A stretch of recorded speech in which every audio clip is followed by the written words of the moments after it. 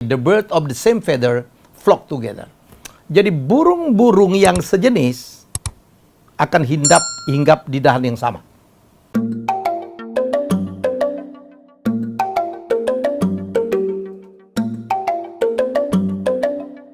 Saya sebenarnya sudah pernah mengangkat cerita ini di salah satu postingan Instagram saya, dan tapi saya memandang perlu untuk mengangkatnya kembali untuk YouTube ya. Jadi sebenarnya gini, ini sebenarnya rahasia hidup. Ya, Anda boleh cocokkan ya kebenaran dari cerita ini. Jadi ada pepatah Cina yang mengatakan seperti ini dalam bahasa Inggris, the bird of the same feather flock together.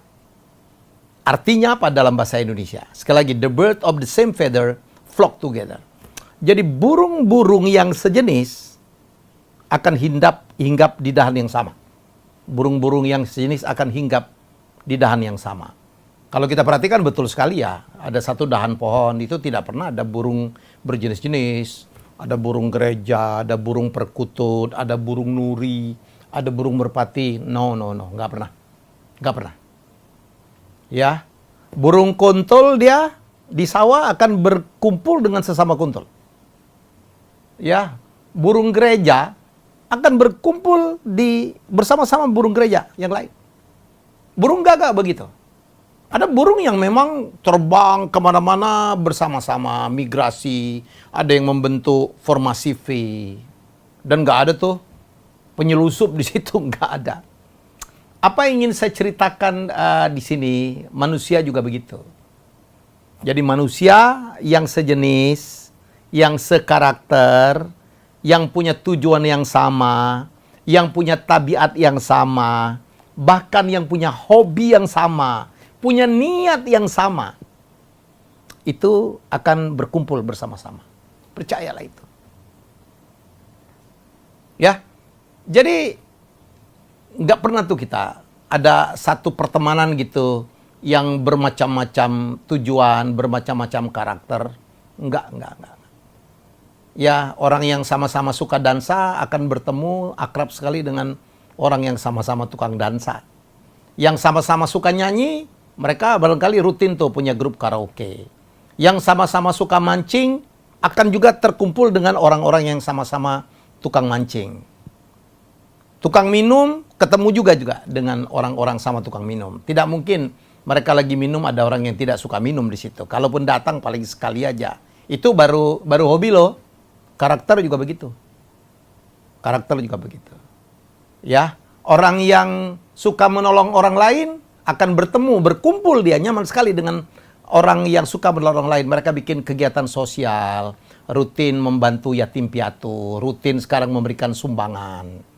Ya, Anda perhatikan itu. Orang yang senang dengan kegiatan atau kegiatan keagamaan, dia bikin pengajian, dia bikin persekutuan doa. Mereka berkumpul di situ. Ya, ekstrim saya katakan.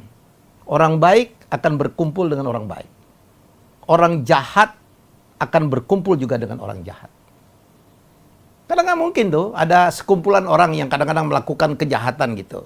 Berkumpul dengan orang yang anti kejahatan. Berantem dong.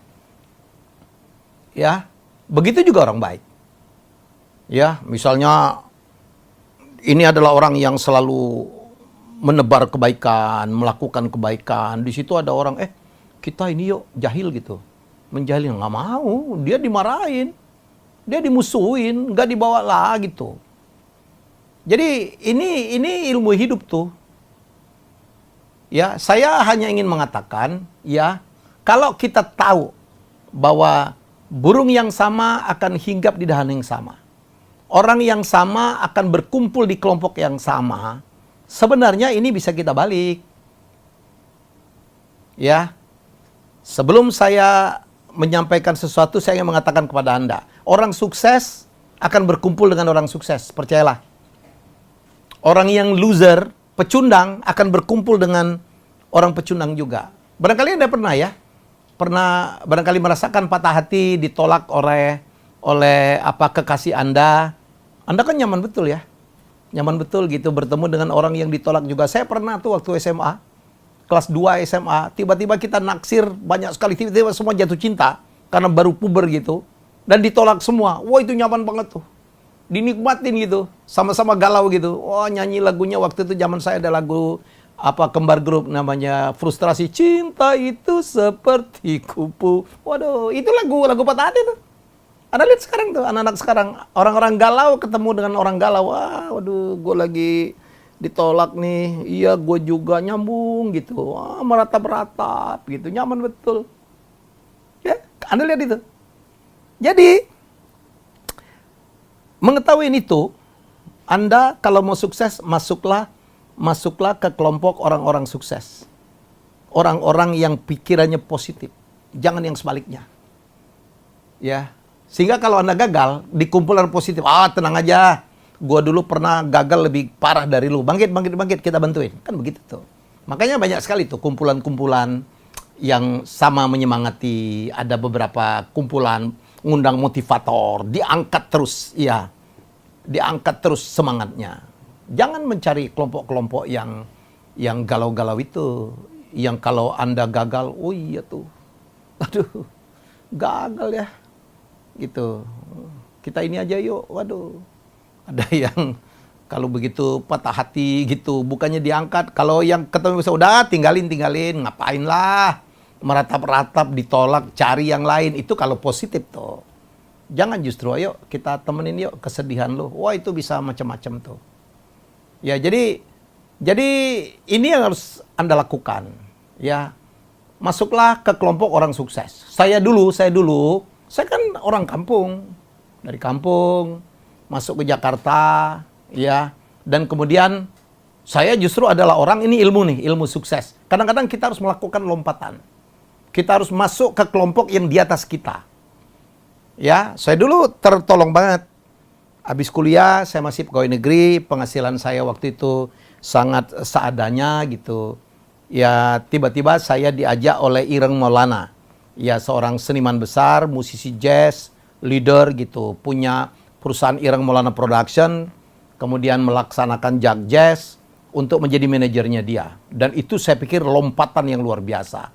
Begitu saya diajak oleh Mas Ireng, ya almarhum, di dalam perusahaannya, saya diajak kemana-mana. Saya diperkenalkan dengan Peter Gonta, dengan Didi Haju, dengan Pak Bambang Tri, dengan nama-nama besar, orang-orang kaya, orang-orang sukses gitu.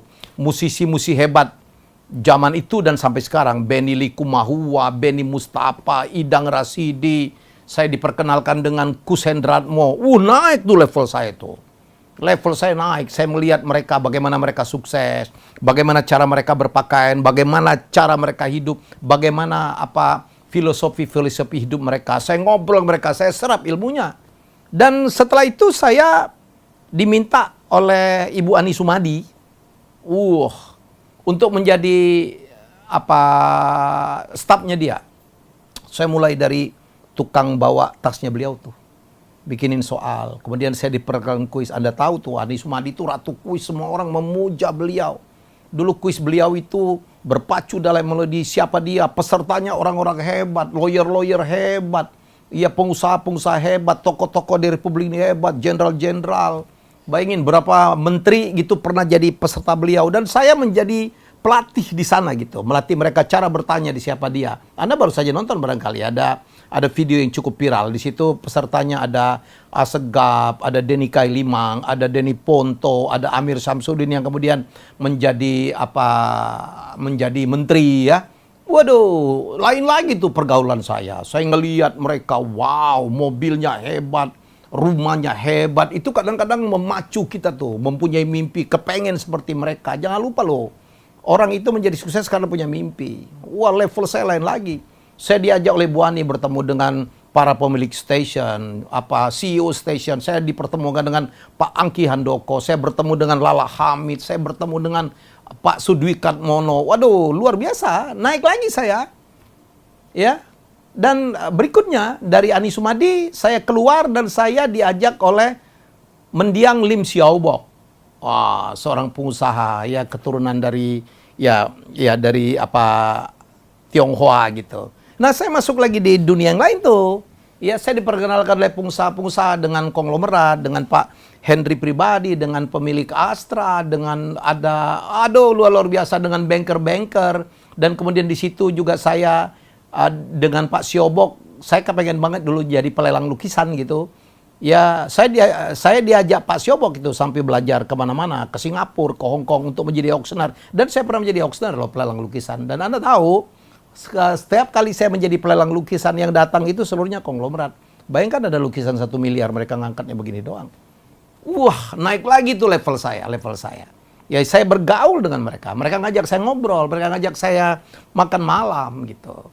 Dan setelah itu, ya saya membuat sendiri gitu perusahaan saya bergerak dalam bidang I.O. dan kemudian pekerjaan saya dalam bidang sebagai MC juga sangat tertolong oleh pergaulan itu. Ya. Dan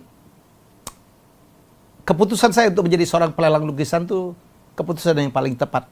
Itu kunci keberhasilan saya. Kenapa? Yang datang adalah para konglomerat, orang yang tidak punya duit tidak mungkin akan bidding lukisan karena harganya sampai miliaran. Dan mereka adalah klien saya. Kalau mereka ngawinin anak, kalau mereka mau ada function di perusahaannya yang diundang adalah saya. Kalau diundang, diajak makan, ngobrol, wah level saya naik lagi. Bayangkan dari anak kampung, saya bisa mencapai seperti ini karena itu. Karena saya mengkatrol pergaulan saya. Jadi sekali lagi, ya teman-teman sekalian, rumus kalau Anda mau sukses, tentukanlah pergaulan Anda, tentukanlah perkumpulan yang Anda pikir bisa menjadi batu loncatan Anda untuk sukses.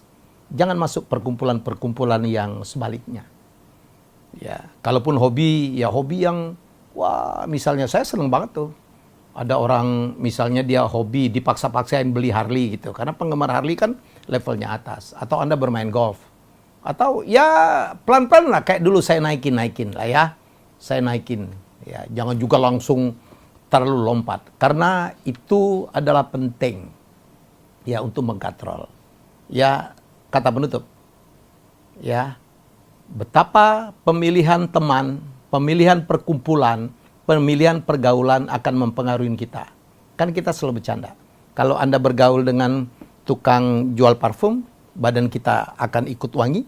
Tapi kalau Anda bergaul dengan para pedagang kambing, barangkali badan Anda pun akan bau kambing. Ya. Jadi semoga Anda paham dengan yang ingin saya sampaikan. Baik, ini salah satu tips sukses yang saya sangat lakukan. Ingat, burung yang sama akan hinggap di dan yang sama. Kalau Anda sukses, Anda harus bergaul dengan orang sukses. Karena Anda akan kena kecipratannya. Ya, itu yang saya yakini betul. Jangan buang-buang waktu.